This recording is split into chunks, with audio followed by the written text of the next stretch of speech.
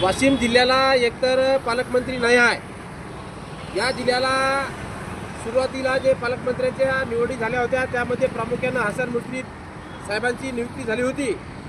हसन मुश्रीफ साहेबांची नियुक्ती झाली तर आम्हाला असा आनंद झाला होता की बाबा अख्ख्या देशातील 5व्या क्रमांकाचा बुद्धिमान नेता आपल्या जिल्ह्याला लाभलेला आहे। परंतु हसन मुश्रीफ साहेबांनी त्यांच्या गावाचं अंतर आणि आपलं वाशिम जिल्ह्याचं अंतर 800 किलोमीटर असल्याचं कारण पुढं करून या पालकमंत्री पदाचा राजीनामा दिला।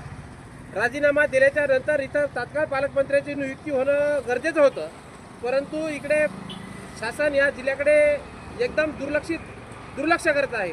या जिल्ह्याला एवढं मोठं बहुमताचं सरकार असताना सुद्धा आपल्या जिल्ह्याला पालकमंत्री नाही, ही एक फार मोठी शोकांतिका आहे।